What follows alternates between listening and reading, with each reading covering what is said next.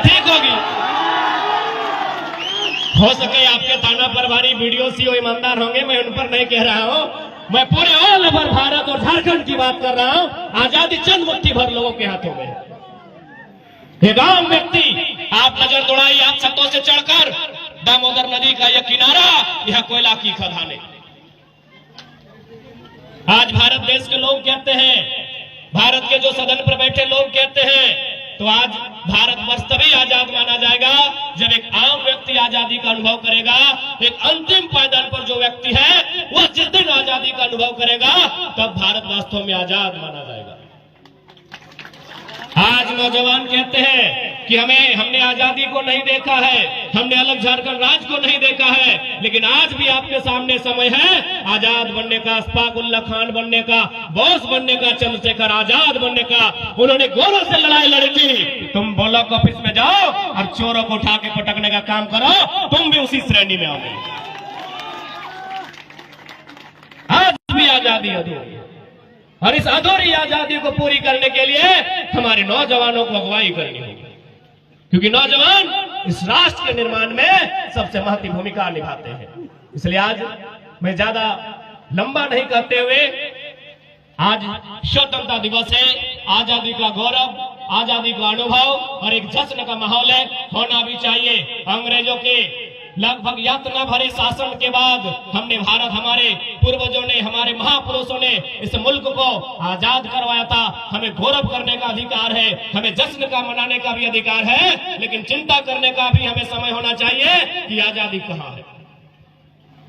आज भारत के जो सर्वोच्च नेशनल मीडिया है, अगर उनकी माने तो भारत देश में एक महारानी रहती है, वो 3 लाख की साड़ी बांधती है, 1.5 लाख की चाय पीती है, तो नेशनल मीडिया को लगता है कि भारत तो काफी तरक्कीशील देश है, भारत तो काफी डेवलपमेंट कंट्री है। यहाँ की एक रानी 3 लाख का चाय पीती है, 2.5 लाख का साड़ी पहनती है, तो भारत तो काफी उन्नति, एक विकसित राष्ट्र के रूप में है। तो मैं बाकायदा आज स्वतंत्रता दिवस की बेला के अवसर पर लोकतंत्र के चौथे स्तंभ के माध्यम से जनता जनार्दन की उपस्थिति में पूरे देश को संदेश दूंगा कि आजादी का अगर पैमाना और उन्नति का पैमाना अगर रानी की 3 लाख की साड़ी से तय करते हैं, तो मैं कहूंगा बंद कीजिए। अगर उन्नति नापनी है तो गांव के सबसे गरीब व्यक्ति, गंगवा की पत्नी गंगिया की गठरी में जो पैसा है उससे राष्ट्र की उन्नति को नापा जाए। अडानी मैडम और अंबानी मैडम की 3 लाख की साड़ी से राष्ट्र की उन्नति नहीं नापा जाए। गांव में सबसे गरीब व्यक्ति होता है, उसकी अर्धांगिनी की गठरी में, हम लोग गठरी समझते हैं ना, उस गठरी में जो पैसा है, उस पैसे से वो बाजार की जरूरतमंद चीजों को खरीद पाती है कि नहीं, उससे आजादी का और उससे उन्नति का अनुभव किया जाए, तब भारत वास्तव में आजाद कहलाएगा, तब भारत वास्तव में श्रेष्ठ कहलाएगा। इसलिए आज इस युवा पीढ़ी का कर्तव्य बनता है, आज आप नौजवान हैं, आप जिस उम्मीद के साथ, जिस जुनून के साथ आपने फुटबॉल में प्रदर्शन किया है, इसी उम्मीद के साथ, इसी जुनून के साथ जीवन का जो भी मोड़ आएगा वहां आपको प्रदर्शन करना है और अपने राष्ट्र के निर्माण के लिए, अपने राज्य की भलाई के लिए और अपने बेहतरी के लिए आपको संकल्प होकर आगे बढ़ना होगा। चूंकि बात फुटबॉल के मैदान की है, आज बहुत सारे लोग हो सके खेल को लेकर नकारात्मक टिप्पणियां करते होंगे, तो उन लोगों से कहिएगा कि आप भारत के महान संत विवेकानंद से महान नहीं है। भारत के महान संत हुआ करते थे स्वामी विवेकानंद। उन्होंने एक लाइन कहा था, क्योंकि जब विवेकानंद का टाइम था तो भारत देश अंग्रेजों का गुलाम था, तो उन्होंने एक लाइन कहा था विवेकानंद ने कि भारत के युवाओं तुम्हें फुटबॉल खेलना चाहिए। क्यों कहा था ऐसा? अभी इतने फुटबॉल खिलाड़ी आप सामने बैठे हैं, फुटबॉल इसलिए खेलने का कहा था विवेकानंद जी ने क्योंकि भारत देश में जात पात, भारत देश में मजहब, भारत देश में धर्म, फुटबॉल खेलना चाहिए। अब कहेंगे कैसे? आप कभी भी फुटबॉल, चूंकि हो सके अभी 15 को जर्सी पहनते हैं, लेकिन याद कीजिए हमारे पास 9 ही को जर्सी है। उतर गए 9 खिलाड़ी मैदान में, 11 खिलाड़ी मैदान में उतर गए, 12वां खिलाड़ी जब हम चेंज करते हैं तो क्या करते हैं? वो सेंडो गंजी में तो नहीं आता है, यानी जो खिलाड़ी चेंज होता है वो अपनी जर्सी उसे उतार कर देता है ना। आप देखिएगा उस जर्सी में कितना बदबू देता है, आप लोग थोड़ा सेंड मार के देख लीजिए। उस जर्सी में कितना बदबू देता है इसको अनुभव कीजिए। एक तो आप आधा घंटा खेले हैं, पसीना से भीगे हैं, ऊपर से ग्राउंड में कितना बार मैंने कीचड़ से मिट्टी से आप लटपटाए हैं, उसका कोई हिसाब नहीं है। लेकिन वो खिलाड़ी जो 12वां खिलाड़ी के रूप में आता है, सहर्ष आपकी जर्सी को स्वीकार करता है, उसे बदबू का एक छटाक अनुभव नहीं होता है। बाकायदा आप घर जाइए, अपना बढ़िया ब्रांडेड शर्ट अपना छोटा भाई को बोलिए पहनेगा, बोले अच्छी सेंट मारता है, 2 बार खींचेगा रिन साबुन से तब पहनेगा। आपका ब्लड है, आपसे उसका ब्लड रिलेशन है, लेकिन आपका भाई इनकार कर देगा कि नहीं हम आपका शर्ट नहीं पहनेंगे, ये 2 दिन से पीछा नहीं है। लेकिन जब खेल के मैदान में आते हैं, वही खिलाड़ी आपका बदबू देने वाला टी शर्ट उतरता है और मैदान में जाता है, यानी वहां भेदभाव नहीं होता है। यही बात विवेकानंद ने कहा था कि खेल के मैदान में भेदभाव नहीं होता है, वहां जुड़ने का मौका मिलेगा। बाकी आप कहीं चले जाए, आपकी जाति अलग है, आपका धर्म अलग है, आपका मजहब अलग है, आपकी भाषा अलग है। एक बात बताइए, खेल के मैदान में आपको जरा भी लगा कभी कि हम एक दूसरे से अलग है, थोड़ा सा भी? विजेता उपविजेता टीम, मैं आपसे पूछ रहा हूं, कभी लगा एक टीम बन के खेले कि नहीं? जबकि आपकी टीम में है कि सभी एक ही कास्ट के थे? क्योंकि मैंने परिचय पूछा तो सबसे ज्यादा संथाली भाई लोग थे। तो क्या गारो के गारो संथाली भाई थे? नहीं। 1-2 विश्वकर्मा भाई लोग थे, मोदक भाई लोग थे कि नहीं? यानी एक ग्राउंड जो होता है, स्पोर्ट जो होता है, वो भेदभाव से ऊपर होता है। इसलिए मैं सभी को संदेश देना चाहूंगा, आप पेशे से डॉक्टर बनिए, इंजीनियर बनिए, वकील बनिए, लेकिन एक स्पोर्ट पर्सन जरूर बनिएगा। आप चले जाएं, क्योंकि आप कोल फील्ड में रहते हैं, आप शहरों में रहते हैं, बहुत सारे अधिकारी आपके आसपास रहते होंगे, ऑफिसर कॉलोनी आप देखे होंगे, ऑफिसर बड़े बड़े अधिकारी आप देखे होंगे, सुबह उठ के वॉलीबॉल खेलते हैं, सुबह उठ के दौड़ते हैं। 60 साल की उम्र पार हो चुकी है, क्यों पता है? डॉक्टर ने कहा है दौड़ते रहोगे तो मर जाओगे। लेकिन एक फुटबॉल खिलाड़ी, उसको बुढ़ापा में दौड़ने की जरूरत नहीं है, जवानी में दौड़ चुका होता है। जो आज साहब है, सीएमडी रहे, जीएम है, पूरा जीवन उन्होंने पढ़ाई में बिताया है, कभी खेल में समय नहीं दिया है। इसीलिए आज 60 साल के बाद आप किसी ऑफिसर कॉलोनी में चले जाएं, वो सुबह 6 बजे उठते हैं, वॉलीबॉल खेलते भी 60 साल की उम्र में। क्यों? डॉक्टर ने कहा है खेल से रहो। तो इसीलिए खेल के साथ रहो, ताकि बुढ़ापा में आपको ज्यादा नौटंकी करने की आवश्यकता नहीं पड़ेगी। साथ ही साथ खेल में स्कोप होता है। भले झारखंड की सरकार क्या कर रही पता नहीं, हमारे चूंकि ये कोलफील्ड साइड है, ये कोलफील्ड का सेक्टर है, आज से 40-50 साल पहले, यानी 1970 का जो दौर था, 1980 का जो दौर था, हमारे गांव में एक लाइन कहते थे कि अरे छोड़ा, बुझते हैं ना आप लोग? हाँ, लड़का को छोड़ा बोला जाता है कि अरे बबुआ, दुए टची तो टाका कमाए सकल है। टाका माने पैसा कमाना। आखिर हम लोग इतना जो भी कर रहे हैं, पैसा कमाना है ना भाई, अपना जीवन थोड़ा बेहतर बनाना है, अपनी लाइफ को अच्छा लेके चलना है। तो हमारे गांव देहात में एक लाइन कहा जाता था कि अरे छोवा, दुए टच चीजें तो टाका कमाए सकल है, एक टड़िया दौड़ के न तो मटिया कोड़ के।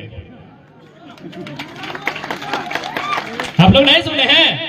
टड़िया दौड़ के न तो मटिया कोड़ के। तो भाई इसका मतलब क्या समझा देते हैं कि टड़िया दौड़ के मतलब क्या है और मटिया कोड़ के मतलब क्या है। मटिया कोड़ के मतलब है, आज से मैं जब 1970 का टाइम था, हमारे जो पूर्वज थे, खासकर मैं अपना व्यक्तिगत बताता हूं, मेरा नाना का जीजा जी, उसका 2 गो भाई, मेरा नाना का अपना भाई, लगभग 10 गो आदमी को हम जानते हैं। उन लोग मिट्टी काटने गया था। मिट्टी समझ रहे, नरेगा कटवा रहा है, उन लोग मिट्टी काटने गया था, झोड़ा लेके, झोड़ा समझ रहे, गैता समझ रहे, गैता और झोड़ा लेके उन लोग मिट्टी काटने गया था। मिट्टी काटते काटते उन लोग को टाटा और बीसीसीएल में सरकारी नौकरी लगा था, इसीलिए बोला गया मटिया कोड़ के। यानी मिट्टी काटते काटते आज भी हर गांव का इतिहास होगा, पता नहीं आपके चासनाला और कांड्रा क्षेत्र का क्या इतिहास है। मैं जहां रहता हूं वहां का इतिहास है कि लोग मिट्टी काटने गए थे, मिट्टी काटते काटते उनको गवर्नमेंट का जॉब, सरकारी नौकरी हो गया था, इसीलिए कहा जाता है कि मटिया खोड़ के। और एक लाइन टणिया दौड़ के, ये तो सभी जानते हैं। आज आप फिर चले जाए पीछे, आज भले लोग वीडियो बन रहे हैं, सीओ बन रहे हैं, आज भले लोग आईएएस आईपीएस, खैर आईपीएस अभी झारखंड में, आज भले लोग डॉक्टर बन रहे, इंजीनियर बन रहे, टीचर बन रहे हैं, लेकिन आप अपने गांव का इतिहास को पता कीजिए। सबसे पहला नौकरी अगर आया होगा तो हवलदार चाहे चपरासी का आया होगा। आप अपने गांव को अगर किसी ने मेहनत से, बाकी कोलफील्ड में बहुत सारे लोग नौकरी लिया, लेकिन अनुकंपा में लिया, लैंड लूजर के नाम में लिया, बाप के बदले नौकरी लिया, जमीन के बदले लिया, लेकिन जो गांव में रहते हैं अगर टैलेंट के बदौलत किसी ने नौकरी लिया था तो टणिया दौड़ के, यानी पुलिस का नौकरी लिया था। ये हमारा इतिहास है। इसीलिए लाइन कहा जाता है कि मटिया खोड़ के नहीं तो टणिया दौड़ के। आज भी फुटबॉल खेलने वाले आपको विशेष सुबह उठकर ज्यादा दौड़ लगाने की जरूरत नहीं है। जाहिर सी बात, जितने खिलाड़ी हैं, सीआरपीएफ बनना चाहते हैं, बीएसएफ बनना चाहते हैं, आईटीबीपी में जाना चाहते हैं, असम राइफल्स में जाना चाहते हैं, आईआरबी में जाना चाहते हैं, जिला police, Jharkhand police, JF, JMP, जहां भी जाना चाहते हैं, कैसे जाइएगा? दौड़ के ही ना, उड़ के जाइएगा। यदि यहाँ और मैक्सिमम जो यूथ होते हैं ना, जितना यूथ होते हैं, अगर उन यूथ से पूछा जाए कि तुम्हारा ड्रीम क्या है, वो कहता है कि हमको फौजी बनना है। आज भी आप किसी भी नौजवान से पूछे कि तुमको क्या बनना है, वो पहला लाइन कहेगा हमको फौजी बनना है। जब वो बड़ा होगा तब बोलेगा कि हम टीचर बनेंगे। लेकिन अगर बच्चों से पूछा जाए, क्योंकि आज थोड़ा जमाना बदला है, आप क्या कहते पता नहीं, हमारे टाइम 10 में 9 को बच्चा बोलता था हम फौजी बनेंगे। बचपन से देखा है गदर ना, गदर बचपन से देखा है, इंडियन देखा है, माँ तुझे सलाम देखा है, तिरंगा का असर है, यानी उसका ख्वाहिश था डिफेंस। तोड़ के तो नहीं जाएंगे, दौड़ के ही जाएंगे ना। तो फुटबॉल खेलिए ना, तो इसीलिए बोले ना मटिया कोड़ के, नहीं तो टणिया दौड़ के। और साथ ही साथ ज्यादा समय नहीं लेंगे, क्योंकि खिलाड़ीगण बहुत दूर से आए हैं। बोरा और नहीं लाया रे, नहीं, उन लोग को थोड़ा दूर छोड़ना पड़ता है। एक बात याद रखना, बहन लोग को भी बोलेंगे, भाई लोग को भी बोलेंगे, जिंदगी में कुछ भी बनो, जिंदगी में जब आए हो जरूर कुछ बनो। मेरा पसंद, दुनिया में तुम्हारे लिए कुछ ना कुछ जरूर है, मेरा पसंद। लेकिन जो भी बनो, याद रखना किसी एक फील्ड में नंबर 1 बनना।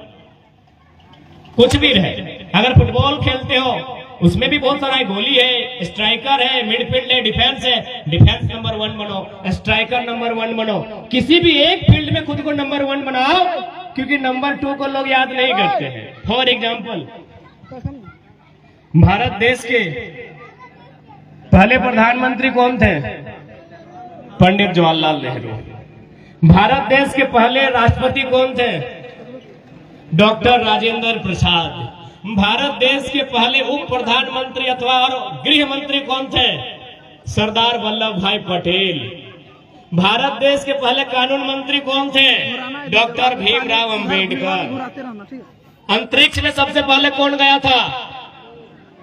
अंतरिक्ष, स्पेस, यूरी गगरिन ना, राकेश शर्मा तो इंडियन थे। यूरी गगरिन एक बार चेक कर लीजिए, अंतरिक्ष में सबसे पहले जाने वाले यूरी गगरिन, चंद्रमा में जाने वाले नील आर्मस्ट्रांग। ठीक है। हिमालय की सबसे ऊंची चोटी पर सबसे पहले एडमंड हिलेरी। ठीक है। हाँ, तेन सिंह साथ में गए थे, वो पिक्चर ले रहे थे, पहला कदम हिलेरी का पड़ा था, तो हिलेरी को पहला गिनेंगे। आप झारखंड की बात करते हैं, झारखंड के पहले मुख्यमंत्री बाबूलाल मरांडी, पहले राज्यपाल प्रभात कुमार। अब चलिए रिपीट करते हैं, दूसरे राज्यपाल, झारखंड के दूसरे मुख्यमंत्री, चंद्रमा में जाने वाला दूसरा, अंतरिक्ष में जाने वाला दूसरा, पहाड़ की ऊंची चोटी पर जाने वाला दूसरा, भारत का दूसरा कानून मंत्री, भारत का दूसरा गृह मंत्री, भारत का दूसरा प्रेसिडेंट, भारत का दूसरा प्राइम मिनिस्टर। क्या देखा? जब हम पहला का नाम गिना रहे थे, बाकायदा सब बोल रहे थे, बाबूलाल मरांडी, प्रभात कुमार, डॉक्टर अंबेडकर, तो डॉक्टर राजेंद्र प्रसाद, सरदार वल्लभ भाई पटेल। जैसे ही दूसरा का नाम लिए सब खामोश है। दूसरा को कोई याद नहीं करता है, भैया याद रख लेना, दूसरा को कोई याद नहीं करता है, सेकेंड नंबर को कोई याद नहीं करता है। बताइए, वो भी तो, अरे वो भी तो राज्य का दूसरा राज्यपाल है भाई, का जिम्मेवार पद पर है, लेकिन आप याद ही नहीं करते हैं। इसीलिए याद रखिएगा, जिंदगी में जो भी बनना, जो भी करना, जब जिंदगी में आए हो दुनिया में, ऐसे मत चले जाना। बाकी जाना तो एक दिन सबको है, ऐसे मत चले जाना, कुछ करके जाना, और किसी एक क्षेत्र में खुद को अव्वल बना के जाना, खुद को नंबर 1 बना के जाना। बाकायदा मैं तो ये भी कहता हूँ कि यदि कभी गुंडा भी बनना पड़े ना, तो तो ऐसा गुंडा मत बनना कि गांव में एक छोटा केस बड़ा बाबू तुमको ले जाए घिसाड़ के। ऐसा गुंडा बनना कि बड़ा बाबू तो छोड़िए, डीसी और एसपी भी पेंट में 1 नंबर करे। नंबर 1 बनो भैया, जो भी बनना है, जो भी बनना है नंबर 1 बनो। अरे गुंडा बन जाना मतलब गलत मत लो। गुंडा बन के किसी नारी की आबरू का अपमान मत करना। गुंडा बन के किसी किसान के खेत को मत छीन लेना। गुंडा बन के किसी मजदूर की पगार को मत छीन लेना। यदि किसी के साथ अन्याय हो वहां उसका सामना करना, और उस स्थिति में अगर गुंडा बनना पड़े तो बन जाना। वैसे भी जमीनें हमारी, माफिया कहाँ के गिन लीजिए। सबसे ज्यादा झरिया और बागबारा में माफिया है कोयला के। हमको डर नहीं लगता है, हमको तो बाकायदा लोग सावधान करते हैं कि आप सचेत हो जाओ, नहीं तो सही